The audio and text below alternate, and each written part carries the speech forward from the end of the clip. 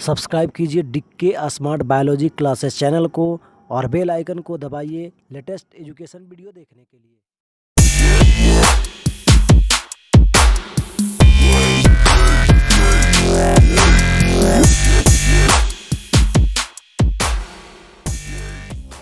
Good morning student, कैसे हैं आप लोग। मैंने पिछले वीडियो में बताया था इन्वर्स फंक्शन। अभी तक हम लोग पढ़े हैं रिलेशन, फंक्शन में इन्वर्स फंक्शन, कंपोजिट फंक्शन, 1 क्या होता है, 1 क्या होता है। तो ये सब आप लोग रिवाइज कर लीजिएगा। इससे ज़्यादा एग्जाम में आईसी एग्जाम में नहीं आता है। जितना मैं पढ़ा दिया हूँ इसी से आईसी एग्जाम में आता है। ऐसे तो और बहुत होता है, बहुत डीपली हम पढ़ाते हैं, लेकिन यहाँ पर संभव नहीं है, सब क्लास में बताया जाएगा डीपली। तब स्टार्ट करते हैं बाइंडिंग ऑपरेशन। चलिए, बाइंडिंग ऑपरेशन। बाइंडिंग ऑपरेशन का हिंदी होता है द्विचर संक्रिया। द्विचर संक्रिया या द्विधारी संक्रिया।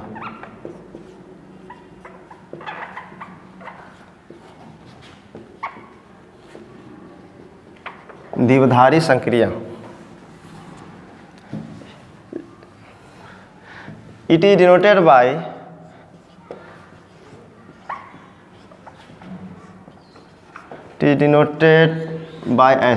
ऐसे डिनोट करते हैं, स्टार से। ऐसे बाइंडिंग ऑपरेशन को ऐसे डिनोट करते हैं, ऐसे स्टार लगा के। कहीं अगर ऐसे लिखल रहेगा स्टार A, B, तो ये हो जाता है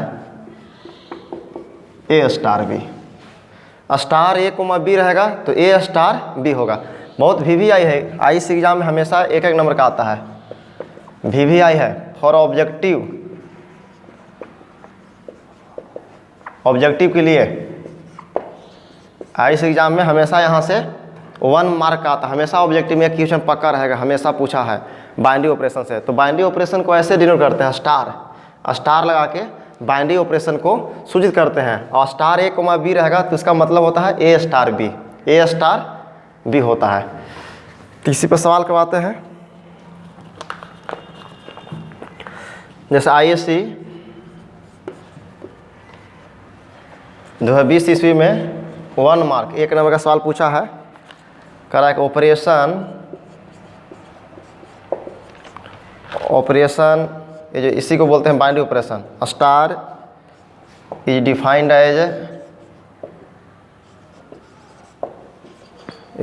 as A star B। A star B equal to है 3A plus 4B minus 2। Then 4 star 5 क्या होगा? 4 स्टार 5 क्या होगा? पहला ऑप्शन 30 होगा, दूसरा ऑप्शन 20, 10, 15, यही है। करवा कोई ऑपरेशन स्टार है, बाइंडिंग ऑपरेशन को स्टार से डिनोट करते हैं। तो star is operation defined by A star B क्या है? A स्टार B है 3A plus 4B minus 2। A star B है 3A प्लस 4B माइनस 2। यहाँ A है तो 3 इंटू A है, प्लस B है तो 4 इंटू B माइनस 2 है। तो कह रहा है कि 4 स्टार 5 क्या होगा? चारों ऑप्शन में बताना है।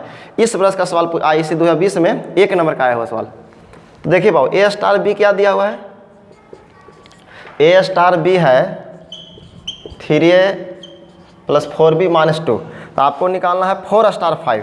तो A की जगह पर क्या रखेंगे? A की जगह पर 4 रख देंगे, तो 4 स्टार, और B की जगह पर क्या रख देंगे? 5। क्या करना है?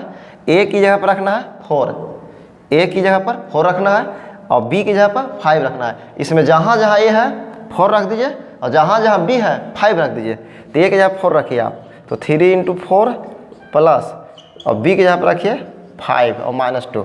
तो कितना आ गया? 4 × 12, 5 × 20 माइनस 2, 12 और 20 कितना हो जाएगा?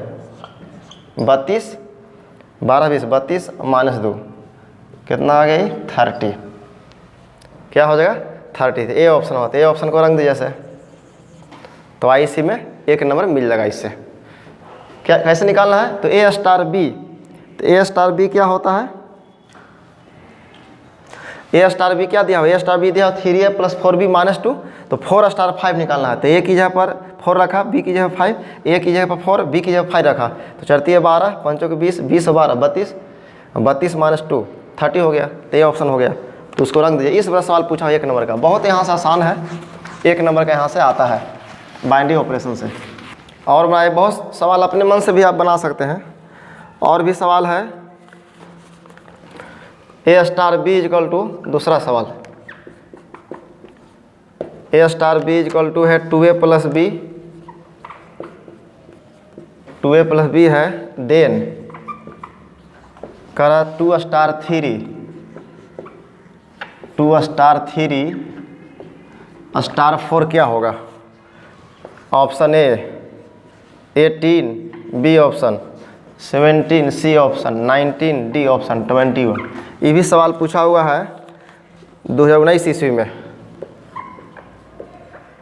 AIC 2019 1 मार्क, 1 नंबर का सवाल। ये भी बहुत आसान है। ए स्टार बी क्या है? 2a प्लस बी है, यहाँ ए है तो 2 × a है, प्लस यहाँ बी है तो बी है, तो कह रहा है कि 2 स्टार 3 स्टार 4 निकालिए। तो निकालिए, ए स्टार बी क्या दिया हुआ है? ए स्टार बी दिया हुआ है 2a प्लस बी, तो 2 स्टार 3 निकाल लीजिए आप पहले।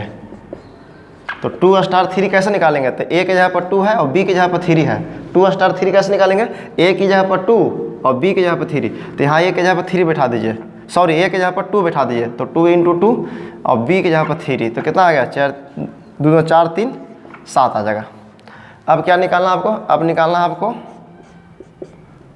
2 स्टार 3 स्टार 4, तो बराबर 2 स्टार 3 कितना निकाले हैं? 2 स्टार 3 का वैल्यू यहाँ बैठा दीजिए, तो 2 स्टार 3 आप निकाले हैं 7, तो 7 स्टार, इसके बाद हो गया 4, और 7 स्टार 4 कैसे निकालेंगे? ए स्टार बी की माध्यम से। तो ए स्टार बी है 2a प्लस बी, तो यहाँ पर ए की जगह पर कितना है? 7, और बी की जगह पर 4 है, तो इसमें ए की जगह पर 7 बैठा दीजिए, तो 2 × 7 और बी की जगह पर 4 बैठा दीजिए, तो 7 × 14, 14 4 18, तो कौन ऑप्शन होगा? A option. तो रंग दीजिए आप, IC में 1 नंबर मिल गया। तो बहुत आसान यहाँ से पूछता है बाइंडिंग ऑपरेशन से, आप AK में भी निकाल सकते थे।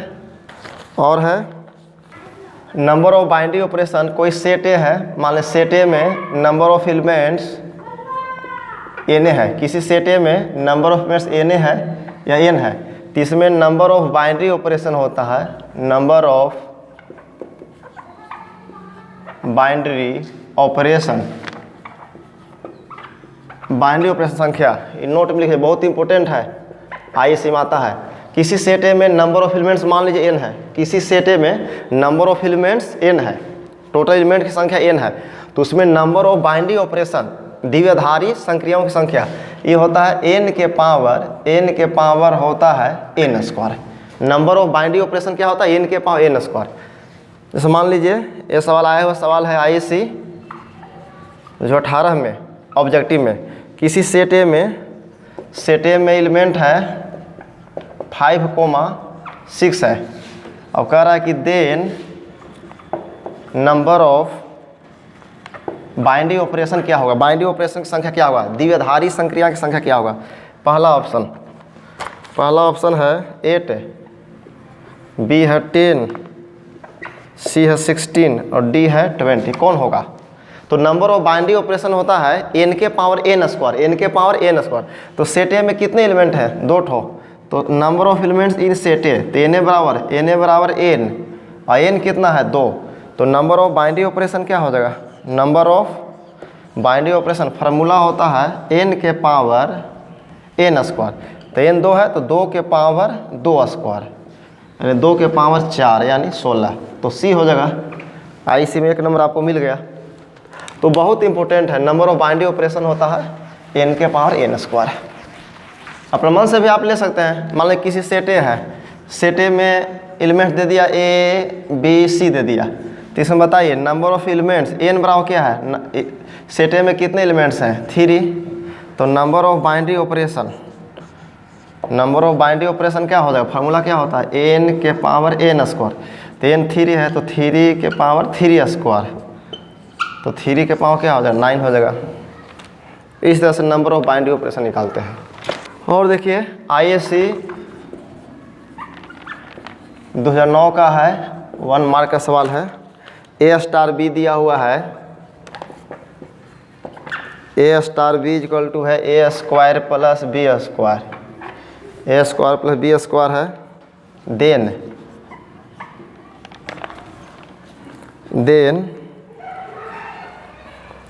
कह रहा है कि 1 स्टार 2 स्टार 6, बताइए क्या होगा। पहला ऑप्शन है 12 है, दूसरा ऑप्शन 24, 28, सी ऑप्शन 61 और डी है नन ऑफ दीज। क्या होगा?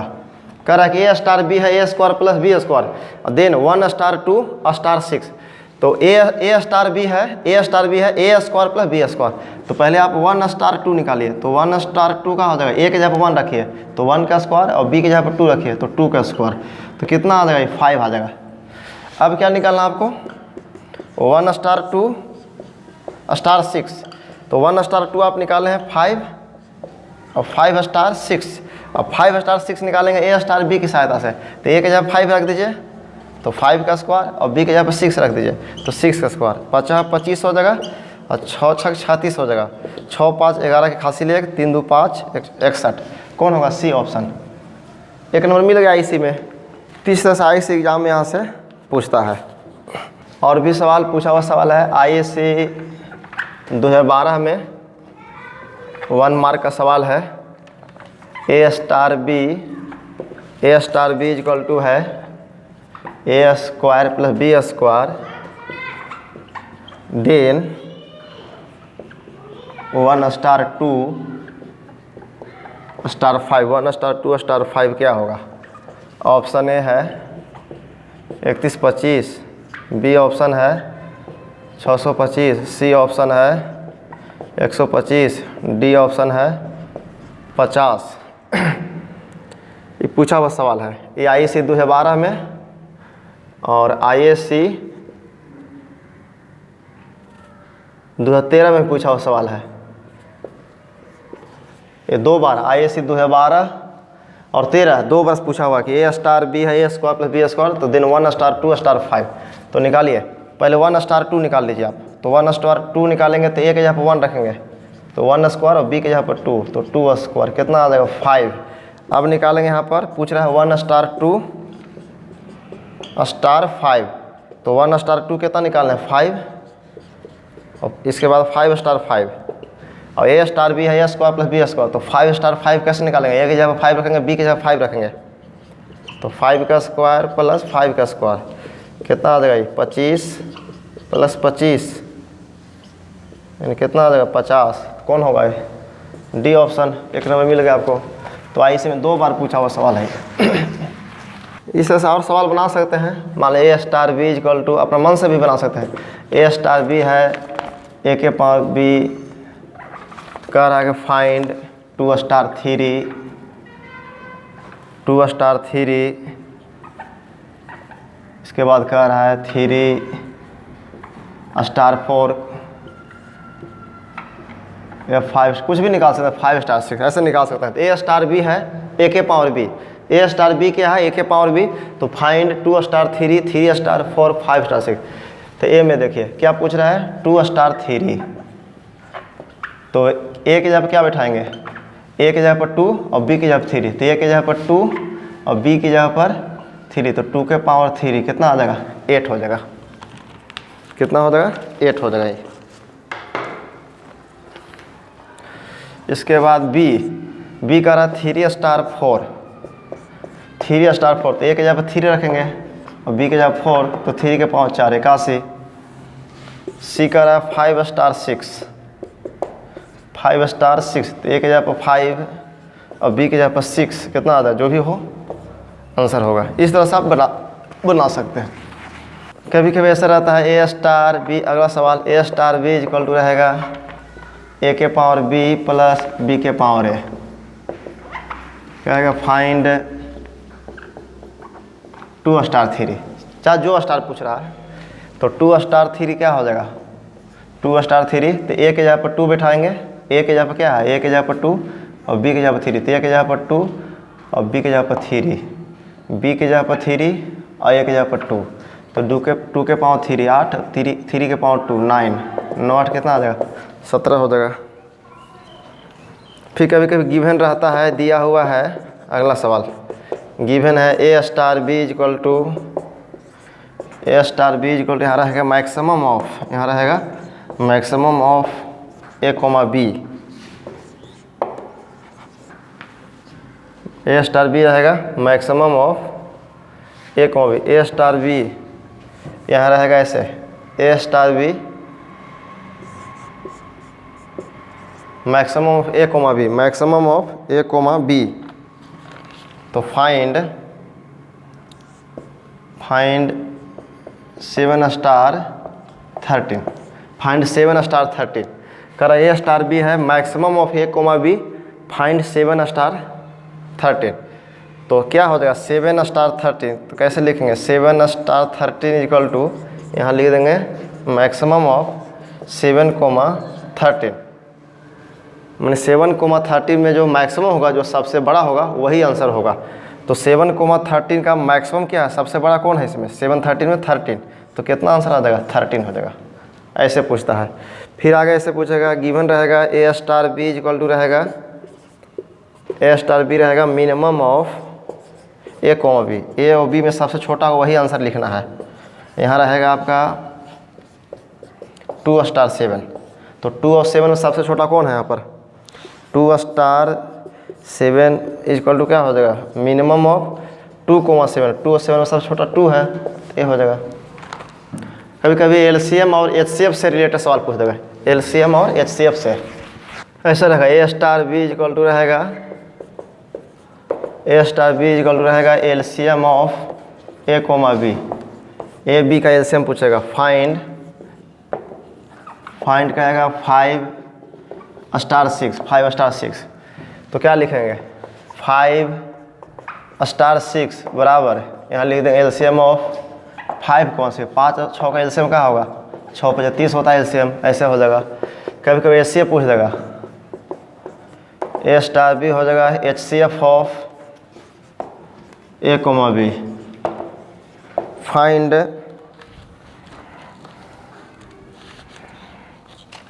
7 स्टार 8, तो 7 स्टार 8, तो 7 स्टार 8 क्या हो जाएगा एचसीएफ ऑफ 7 कोमा 8, 7 8 का एचसीएफ क्या होगा 7 8 का एचसीएफ 1 होता है। कैसे 7 से 8 में भाग दीजिए तो 1, यहाँ 7 1, फिर 1 से 7 में तो कट जाएगा तो 1 आ जाएगा, तो एचसीएफ क्या हो जाएगा 1 आ जाएगा। इस तरह से एग्जाम में आता है यहाँ से। ऐसे तो क्लास में और डीपली बताते हैं आपको, लेकिन यहाँ पर वीडियो बनाने में बहुत भार है। क्लास में जितना पढ़ाते हैं उससे दुगना भार होता है वीडियो बनाने में, तो यहाँ तो संभव नहीं है। फिर भी मेन बता देंगे आपको जो आईएएस एग्जाम में आता है। और बनाइए अगला सवाल ए स्टार बी इक्वल टू है A square plus B minus 1। Find 3 star 4, तो कैसे निकलेगा 3 स्टार 4, 3 स्टार 4, तो ए के जगह पर रख दीजिए 3, तो 3 का स्क्वायर और बी के जगह पर 4 कितना आ जाएगा ये 9 16 माइनस 1 यानी 24 हो जाएगा। A star B A square plus B square minus 1, यहाँ बी कर दीजिए तो 4 आ जाएगा ये। 13 माइनस 1 कितना आ जाएगा ये 12 हो जाएगा ये। फिर आओ ए स्टार बी इक्वल टू अगला सवाल, तो A star B equal to है ए प्लस 3b स्क्वायर। फाइंड पहला 1 स्टार 2 स्टार 3, फिर 2 स्टार 4 स्टार 5, तो ए स्टार बी है कितना A plus 3b square. Find 1 star 2 star 3, तो निकालिए पहले 1 स्टार 2 निकाल लीजिए, तो ए के जगह पर 1 और बी के जगह पर रख देंगे 2, तो 1 प्लस कितना 2 का स्क्वायर 4 4 3 12 कितना आ जाएगा 13 आ जाएगा। और फिर निकाल लीजिए 1 स्टार 2 स्टार 3, तो 1 स्टार 2 निकालें कितना 13 स्टार 3, 13 स्टार 3, तो ए के जगह पर रख देंगे 13 और बी के जगह पर कितना, ए के जगह पर 13 यहाँ और बी के जगह पर 3, तो कितना आ जाएगा 13 प्लस 9 9 3 27, कितना है 7 3 10 के 0 हासिल 1 2 1 3 40 आ जाएगा। 40 आंसर होगा। इस तरह से आप बना सकते हैं यहाँ से। तो अपने मन से भी आप क्वेश्चन बना सकते हैं आप लोग। मान लीजिए ए स्टार बी रहेगा, ऐसे A star B equal to रहेगा A Q plus B Q, find कहेगा 1 स्टार 2 निकालिए 2, दूसरा कहेगा 2 स्टार 5 निकालिए, तीसरा कहेगा 1 स्टार 2 6 निकालिए। इस तरह से आगे बना सकते हैं आप। तो यहाँ से 1 स्टार 2 क्या आ जाएगा, तो ए के जगह पर 1 रखिए तो 1 के क्यू, बी के जगह पर 2 रखिए तो 2 के क्यू, 1 के क्यू 1, 2 के क्यू 8 9 हो जाएगा। इस तरह से होगा। तो यही है। तो हम लोग अभी तक क्या पढ़े, शुरू में हम लोग पढ़े थे रिलेशन फंक्शन, रिलेशन पढ़े थे, जिसमें हम पढ़ाए थे आपको order pair, a comma b को ऑर्डर पेयर बोलते हैं। इसके बाद बताया हम लोग पढ़े थे cartesian product, a cross b कैसे निकालते हैं, फिर number of cartesian product a cross b बताए थे। इसके बाद रिलेशन क्या है, relation is subset of a cross B.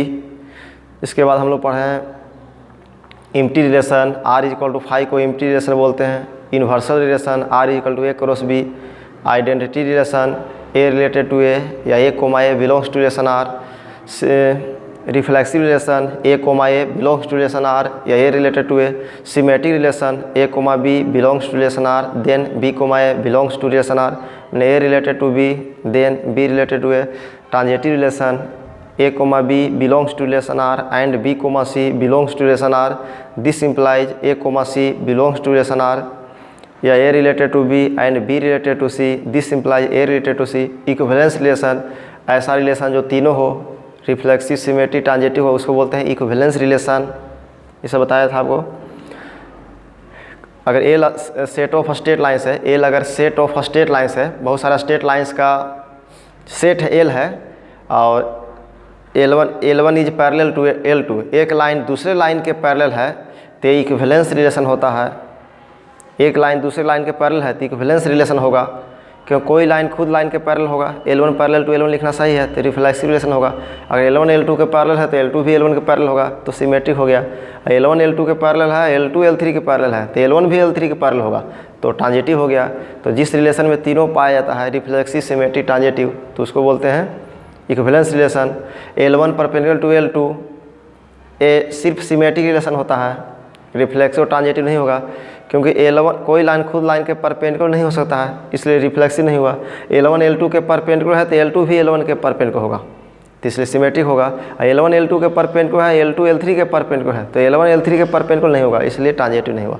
फिर मैंने बताया था x is brother of y कैसा रिलेशन है, x is father of y कैसा रिलेशन है, x is wife of y कैसा रिलेशन है। फिर मैंने बताया था किसी ट्रेंगल में जो कॉन्ग्रुएंट जो ट्रेंगल होता है, कॉन्ग्रुएंट ट्रेंगल समसम त्रिभुज, हमेशा इक्विवेलेंस रिलेशन होता है। किसी ट्रेंगल में जो सिमिलर जो रिलेशन होता है, समरूप, हमेशा इक्विवेलेंस रिलेशन होता है। फिर मैंने आपको बताया था लेस देन रिलेशन या greater than relation only transitive होता है। आई से 2-3 बार आया हुआ सवाल है। फिर मैंने बताया था equal relation always equivalence relation होता है। All identity relation are reflexive relation, इस दुनिया में जितने आइडेंटिटी रिलेशन है सब रिफ्लेक्सिव है, लेकिन सभी रिफ्लेक्सिव को आइडेंटिटी नहीं कह सकते हैं। तो ये सब मैंने आपको बताया था, तो रिवाइज कर लीजिएगा। फिर अगले वीडियो में मैं